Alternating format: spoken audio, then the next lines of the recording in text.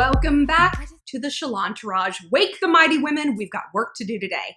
I'd like to welcome you guys to my third challenge. Now, a challenge is a challenge where instead of, we do the normal thing, we talk about relationships and boys and pop culture and all that, we do something a little bit different and we focus on self-improvement. So the challenges I did before, letting go of a grudge. Number 2 was building positive spirals. And this time we're going to do manifestation, how to call out, claim, and receive all of your dreams and all of your positive wishes for the world. And most importantly, how to make a vision board that actually works. But first, just want to remind you guys, if you want to chit chat with me privately, find me on the Instant Go app. My username is ShallonXO and click chat. And follow me on social media at ShallonXO on Insta, Twitter, and Snapchat. And click like and subscribe for new videos every Friday and a whole bunch in between.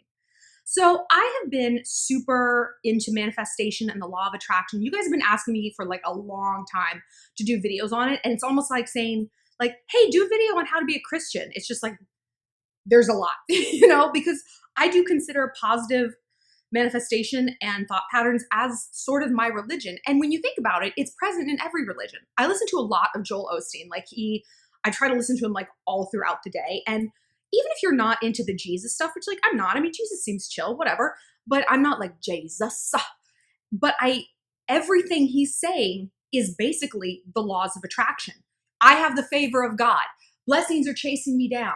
The gracious hand of God is on my life. All that is positive thinking. All that is positive manifestation. And it can be hard, like I said, to know where to start. So I think vision boards are a really good thing to do. They're fun, they're creative, and mostly they're interactive because we have to connect to what we want and connect to that positive feeling, really plug into it. And there's no better way to do that than literally getting your hands dirty. I'm covered in glue stick glue right now, but I've connected to something. So why are we talking about this? Well, the second challenge, building positive spirals, really got me thinking about this because, if you didn't participate in that, I challenge you guys with, you lay in bed at night and you're like, oh, let me just go into my my anxiety loop about all the terrible things that will happen. I'm going to go on that presentation tomorrow and they're going to see that I used a serial comma in the PowerPoint. And they're going to be like, what is she fucking stupid? We're going to demote her. And then my crush is going to be like, you're fucking stupid. Serial comma? What are you talking about? And then I'm going to get fired. And then, my dad's going to disown me because he always taught me. And it's just like off to the races and away we go. So I challenge you guys to have a positive spiral. I'm going to go in that presentation and they're going to be like, wow, she's so smart. Let's give her a promotion. I'm going to get home. My roommate's going to be like, wow, let's buy you a bottle of Dom Perignon. And I'm going to get such a bonus. I don't even have to have roommates anymore. Wow, I have a whole new apartment. So I was really trying to do that for myself because when I lay my head down, that's when the crazy starts. And I was stumped. I think I was going to an event the next day. And I was kind of low key dreading it for some reason. I was like, oh, I feel not some reason. I knew why. I feel fat and I'm just in this winter doldrum where I feel like I only wear sweatpants and leggings. And I will touch on why I'm wearing this in a minute because there's a reason. You're wearing them now. But I was trying to reframe this in a positive way and I couldn't because I didn't know what I was asking for. I knew all the things that could go wrong at this event. I had no idea how it could go right. And every step of a spiral, a negative spiral, the steps just unfold. It's instantaneous. A positive spiral, you're like, oh, and then I want this to happen. And that, you really have to use a lot of brain power to come up with this stuff because you're rusty at this. You don't do this. You're so much more adept at negativity. And I realized that for myself. And I was like, I don't know what I want out of an interaction in a positive way. I know what I expect in the negative, but how do I even want this to go? And then it hit me that was how much of the rest of my life was going. Manifestation is 3 parts. Ask, believe, receive, right? You ask for what you want. You call it out, you put it out, you claim it in the name of the universe and the Jesus. You believe that it is coming to you. You know, it's on its way. And then you receive it. You allow the blessing into your life. You allow the favor, the promotion, the achievement. And that there's difficult parts to each step. But the hardest part is the ask. I liken manifestation to going to a restaurant. You go to a restaurant, you sit down. What's the hardest part of going out to eat? I forget the paying, because that can be the painful part, but it's not the hard part. The hardest part is choosing what you're going to eat, right? That's why people look up menus like days ahead of time. They're like, oh, what am I going to get for brunch? Because you go there and you sit, and once you figure it out, you order it, and you're like, okay, that's everyone's body language. Like, I'll have the sashimi. Okay, thanks. Anyway, your body language, everything else reorients, and now you're focusing on the person in front of you, right? Why? Because you believe that food is coming. You know, it's on its way, right? And when it comes, you receive it. There's no mental blocks like, well, I actually don't think I deserve this. Can you take it back? No. You're like, thank you. I will eat this and I'll pay for it and it's going to be great. That's manifestation. And I realized what I was essentially doing. I was sitting down in the restaurant of life and I wasn't ordering anything. And guess what? Nothing comes. Actually, things do come. The negative things come because I was actually secretly ordering things. I was ordering all the negative. I was ordering more feelings of feeling fat, another pair of stupid leggings, and a stupid day in my house. I was ordering all of that. I was ordering anxiety and depression and fear and that shrinking feeling, not the expansion of goal setting, the expansion of positivity, the audacity of hope, as Barack Obama says. So today, we're going to sit down in the restaurant of our life and we're going to order some shit. We're going to order it. No matter how crazy it is, guess what? Everything is on the menu. You can order anything. And that's kind of the crazy thing about manifestation. It's like when you really when you accept the power of it and that it works, the world becomes your catalog. I think I want that kind of house. I want a boy like that. I want that corner office. Boom, boom, boom, boom, boom. You've ordered it, and then you move to the believe part, right? And that has its own thing, but we'll touch on that more now. Right now, we're going to talk about the ask, okay? Vision boards. I love a good vision board, and I have been doing vision boards since I was in high school. Like one of the first books that made such an impact on me was I wish I had it, but it's like practically turned to dust. It was called Positive Visualization by this like Indian guru guy in the 60s that my mom passed down to me. And it was like, he wasn't talking about vision boards necessarily. He was talking about narratives. And he's like, I want you to picture your perfect scenario of something. And I want you to write it in present tense. For me, it was getting my first kiss. That's like what I wanted my whole life. I waited my whole life to be kissed. So 14-year-old me, well, actually, no, I was like 18. I was 18 when I first kissed someone, but I felt emotionally like I was 14. I'm a late bloomer. So the directive is you write down what's happening in the scenario as present tense. I walk through the door. I can smell jasmine in the night air. I can see Vincent across the room. He's looking at me. He's wearing a checkered plaid shirt, blah, blah, blah. And I wrote out how I wanted my first kiss to happen. And it did. Well, kind of. I got like a half kiss. And see, at the time, I was like a baby witch. Like, I come from a long line of witches, very powerful women, but I was still like a baby witch. You know, I didn't know how to like harness the power, but everything that I wrote happened. It happened exactly how I wrote it. And so he kind of chickened out at the end, and instead of like a full mouth kiss, I got like one of these weird half kisses. Well, that's not pretty good for your first rodeo. You know what I'm saying? And that's when I was like, holy shit, I might be onto something with this creative visualization thing. The next quantum leap in my belief came when I had first moved to New York, and I had gotten my very first magazine job. I was the assistant editor at FHM magazine. It's a men's magazine. It's kind of like Maxim. It's out of business now. But I had heard about The Secret, the book, and I was like, man, I'd really like to get, like, not the book, but I'd really like to have an audio copy of that so I could listen to it when I'm walking to work. I have my little, like, iPod Nano or whatever because I'm old. And I remember looking it up, and it was, like, $30. And I was like, oh, I was only making, like, $25,000 a year. So I'm like, okay, I can't do that. I was like, man, I really wish I had that. And so I put the thought out there, and I kind of forgot about it. I get to work. They're like, oh, your computer's broken. We have to get you a new one. All right, they bring a new one over. On the desktop, completely blank computer, nothing on it. One file sitting on the desktop. I opened it. I was like, I wonder what's in here. Do you know what was in there? The Secret. audiobook. I'm not even kidding you. Like it gives me chills. Like, look, I've got weird tingles.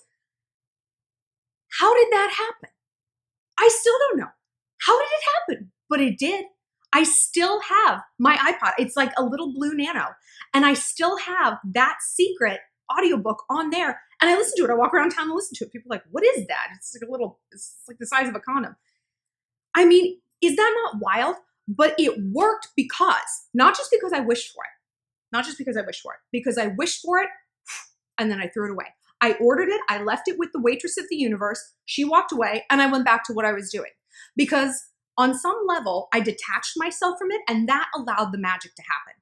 I think a lot of times, if you guys have ever seen Top Gun, I feel like I reference this a lot. In the beginning, when like Cougar who turns in his wings, he says to the captain, he's like, I'm holding on too tight. I've lost my edge. And that's like always resonated with me, that you can hold on to something too tight, and you lose your perspective, you lose your edge, and ironically, you lose your control. And I think sometimes we'll wish for something and we'll fixate it. It's like, why isn't it here? I want it today. It's never going to happen. In the secret audiobook, which I have because of crazy universe circumstances, one thing they say is like, when you wish for something and you order it, you let it go. If you bury a seed, if you plant a seed, you don't go out there every single day digging it up to see what it's doing. You plant it and you're like, I'm waiting. It's going to grow. I know it's going to grow because this is what it's meant to do. This is what it's doing. So from then on, I really latched onto the idea of manifestation. I saw it work in my life. Little things. I really wish I had a pair of gold sunglasses. 2 days later, a publicist comes over with a whole bunch of gold rimmed sunglasses. Feel free to pick one. They're Gucci. Like these things happen. And they happen in the larger sense. I was like, I want to write a book. I mean, I moved to New York to write a book and everyone said the same thing. Oh, good luck. Guess what, bitch? I had a book deal 9 months after I got here. When I moved to New York, I knew one person. I published my first book at 24, second one at 28. I know manifestation works. I've seen it work. I thought, I feel like I deserve my own show. Guess what? I had one, sweetheart. Downtown Girls on MTV. So a big part of how I kept that motivation alive and that belief alive is vision boarding. And I've made like a lot of vision boards over the course of my life, and I'm ashamed to say I've drifted away from it. And part of the reason I've drifted away from my manifestation is actually because of the TV show. Like I was so sure that it was going to do well. I was so sure that all it had to do was get on the air and I would be the next Lauren Conrad. You know why I thought that? Because that's literally verbatim what MTV told me. So I kind of trusted them. That's a mistake. It's a whole other story. So after that, like it really shook my foundation of belief in manifestation. I thought I wanted this so bad and I had it in the air and I just couldn't land it, So finally, I have found my way back to this. And I'm ashamed of myself because I feel like I wasted a lot of time not ordering anything, taking whatever happened to come to me. Not that it's been bad. I ran a national magazine here in New York City. I've built this YouTube channel. But recently I left Star Magazine, which I'm like psyched about. It was the most toxic environment. You need to get out of a company when Jeff Bezos is coming after them to sue them for trying to blackmail him. Not that they did try, but Jeff, if you want to talk, we can talk. So now that I left that like super toxic environment, I'm like, what do I want from the next phase of my life? I want to be a professional YouTuber. This is what I love to do. I love talking to you guys. I love making these videos. I love reading the comments, interacting, thinking of a topic. This is the next phase of my life. So I'm trying to kind of like vision board this all out because when you put it out there, it happens fast. So you got to make sure you're putting it out there correct. So let me show you the vision board that I made recently. Okay, here's the first obstacle. It's embarrassing. All vision boarding is embarrassing because goal setting is embarrassing. Because you know why? Because we've all set a goal in our life and had someone shoot us down. When I went to New York, good luck. It was embarrassing to be like, I'm going to move. But you know what? I did it. And there's something deeply vulnerable and naked about being honest with yourself about what you want. It's, as Barack said, the audacity of hope. People are going to have this attitude sometimes of who the fuck do you think you are to think that you can have that? Screw you guys then. People do not define your fate. God defines your fate. The universe, Yahweh, the higher power, the sacred feminine, whatever name you want to give to it. It isn't people. They don't control your destiny. Something so much higher. And you tap into that vibration and then you're on the same harmony. You put your yes with the universe's yes, and it's off to the races. So I'm going to show you my very vulnerable and very dorky vision board because this is the first step. Oh, I'm like getting a hot flash even just having this on the internet. Okay, so first things first, you probably noticed a half naked body. That's me. That's me right before I met my boyfriend. I was about 10 pounds lighter than I am now. You know how when you meet a boy, you get boyfriend butt, you just like sit around and eat and look at each other? You're probably also going to notice Rose Nyland. Rose Nyland and just the Golden Girls, they make me happy. And that's a key. If you don't know where to start on a vision board, fill it with things that just make you happy. And that brings me to why I'm wearing this sweatshirt. It says, "You betcha." And it's full of rainbows. And it just makes me happy. So I try to wear it whenever I can. Because when I'm happy, I'm operating at the optimal vibrational level, you know? And I'm thinking happy things and everything. It's like I'm putting my yes with the universe's yes. So if you don't know where to start, pictures of puppies, dream houses, which brings me here. This is a big, bougie, garish McMansion in my hometown of Newport Coast. It's about $9 million. Here's the outside. I put little phrases, new video space, because I want a nice new place to shoot my videos. I want a big, garish McMansion. Yes, Shawn Mendes. He also makes me happy. Looking at him is delightful. I'm not saying I need to sleep with him. I'm not saying I don't, but it's not about him. And look, the word motivational was right on top of his photo. What are the odds of that? Right on. That's because this year I want to write another book. I actually want to write 2. And we have up here the most important thing, the YouTube stuff. So I'm closing in on 100,000 followers, which is really, really, really super exciting. And I really want to get to 200,000. So far at my growth rate, I'm on track to beat my projected growth like by half. So I'm doing it twice as fast as my social media managers had thought that I would. So that's really good. So my next goal is to hit 200,000, either on Insta or YouTube. And just this phrase, OMG, she's so busy. I love to be busy. I thrive on it. I watch the Kardashians and people like will envy their beauty or their wealth. I envy how busy they are because everything they're doing is tapping into a part of them that's creative and achievement driven and goal oriented. And I like that. I think that's really cool. These are just my friends and me. Again, things that make me happy. And so you might notice that there's a lot of open space. That's because I believe we should always be adding to our vision boards. As our visions like refine, it's like, okay, maybe I don't want this house. Like maybe I want like an island retreat. Okay, I'm going to take that off and replace it. Maybe Sean's fine. Like I can take him off. There's like somebody else that's hotter that's kind of come up. So where do you start doing a vision board? Start with magazines, okay? Some good magazines I'm going to recommend. You're going to be shocked. Teen Boss magazine. I'm not even kidding you. I'm not even kidding you. They have literally a whole section in here for vision boards. And like there's so many great phrases. Look, it's a whole vision board section. You can cut these things out. And like they also have something in here about like making your own business cards. There's a lot of really good advice for starting a business. I am not a teen, but it's great. And it's really visual and colorful and it's wonderful.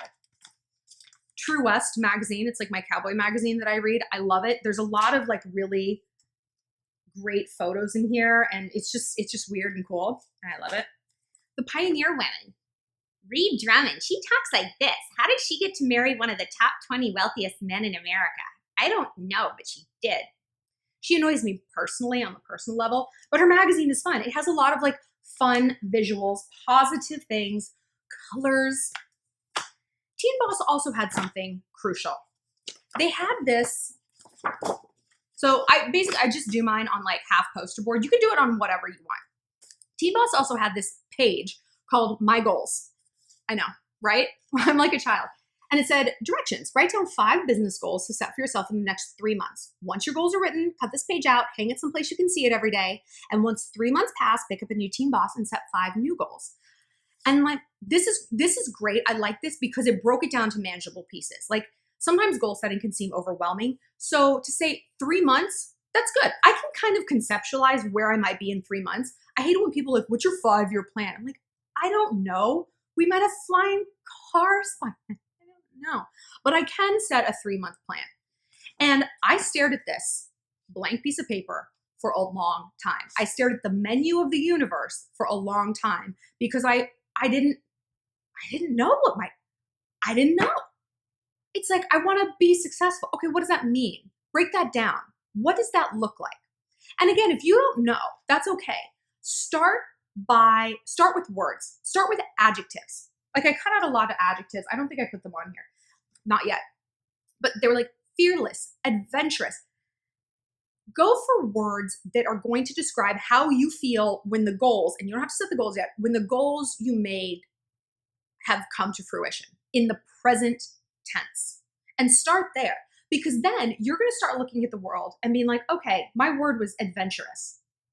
Does this align with that word? No, it doesn't. This random opportunity that I maybe wouldn't have considered does. Let's try it. And that's going to shape you in a direction. It's just going to kind of guide you here and there and refine you like sea glass. Turn you from something jagged that's kind of trashy into something beautiful and polished. One little intuition guide at a time. So I finally set my goals. Again, I feel very naked. I feel very, even though I'm wearing hideous sweats. I said in 3 months, which is July, I want to be a professional full-time YouTuber. I want YouTube to pay the bills. I'm on track to do that, which is wild, but that's my goal and I'm setting it. And I don't see why I can't do it. So many people have, I can do it too. Number 2, lose 8 pounds. Like I said with this makes me sad that this is who I used to be. It's depressing and it's embarrassing. And I want to get back to this person. I want to be the kind of girl who takes slutty selfies in the the dressing room at Anthropology. I just want to be her again. 3rd goal, go on a press trip that is just for YouTube. So when you guys see me travel a lot, they're press trips, basically like resorts or destinations or whatever. Like, they invite people like me, they'll invite writers and editors and influencers on trips to write about them for like their magazine or to cover them on their social media channels. So heretofore, I have always gone on them, writing about them for various publications and whatever. Now I want to go as an influencer. And listen, girl, everyone's like, influencer. You know what? Like, sorry, people are like wearing cool socks and they call themselves an influencer. Like, I help you change your life. What is that if not influence? Right? So yeah, maybe it's obnoxious. Maybe it's douchey. I am obnoxious and douchey. I got news for you, friend. If you know me in real life, it's just the tip of the iceberg. So I'm claiming it. I'm claiming it because it's what I want. I want to be able to say, and I have started to say, I'm a professional YouTuber. My Uber driver asked me the other day, and instead of being like, I'm an editor, I'm a writer, I'm an author, I'm like, no, I'm a YouTuber. Because that is putting that yes with the universe's yes. The universe has this dish back in the kitchen. They're ready to make it. They want to bring it out to you. You just got to order it. So I'm ordering it. So I want to go on a press trip just for YouTube. That is why I got invited, because that is the value that I bring, because that shows that people see my value. And I left the other 2 open because I think it's important as, we get deeper into our goals to really, like I said, refine. Does this make sense? Is this truly what I want? A lot of times we get knee deep in it and we're like, ooh, I don't think I actually want to go to law school. That's fine. You can always change your order. That's the great thing about a universe. It's better than a restaurant. So sit down with yourself and broadcast what you want your life to look like 3 months from now. Because we're going to go with that 3-month thing. I think it's really good. Do you want to be, and again, focus on the adjectives, not just like, I want to be rich. Okay, well, we all want to be rich. What does the richness mean to you? Does that mean I can get on a plane and go wherever I want for the weekend? Does that mean I have a whole new wardrobe of beautiful clothes? What does that wardrobe mean to you? I feel confident in my skin. I want to go to parties. I want to go to this music festival. Like, really dig under what that arbitrary surface goal is and tap into that, because that will allow you to manifest it in a whole bunch of other ways. It's like, yes, manifest rich, but also it will help you manifest all the other things that rich means to you. So you're not just going to get one thing, you're going to get this constellation of satisfaction, which is amazing. And This is the hard part, is the believe, right? Well, the ask is hard, the believe that it's coming. You got to trust. This is why it's called faith, right? I mean, if you're religious at all, if you believe in Jesus or whatever is written in the Talmud, I haven't really even read the Bible, I'm sorry. You are walking on a lot of faith in a lot of aspects of your life. Do you not eat meat on Friday during Lent? Why? Faith. Use that faith for other good things, bring that into your life in other ways.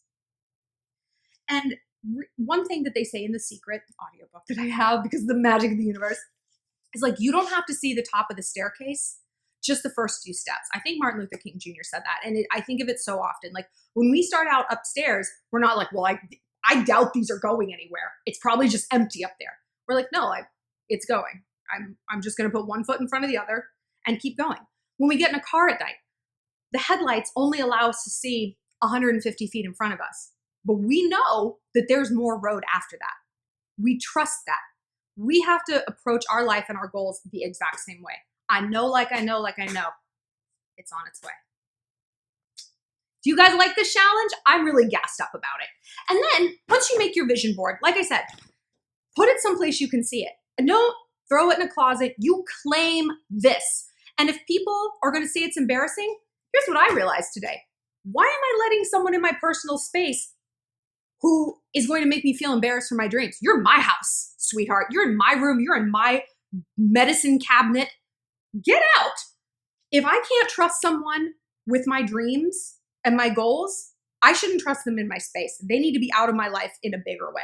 So I like to put this on like the inside of my closet door or something, or right on my refrigerator. See it, look at it often. Make it so that it's not so crowded that you really take in the individual elements every single day. And when you look at it, feel that happiness. I look at Rose Nyland and I'm like, family. I look at this thin girl and I'm like, I remember taking that photo. I remember taking that slut pic. I loved it. I took like 10 from that same day. I was having a great day. Like, feel the Mendesiness, Let it wash over you and put your yes with the universe's yes. For more, find me on the Instant Go app at ShallonXO and click like and subscribe for new videos all the time. And follow me on social media at ShallonXO on Insta, Snap, and Twitter. And if you guys have more questions about this, feel free. I could talk manifestation all day. Ask, believe, receive, my babies. The mighty women are awake.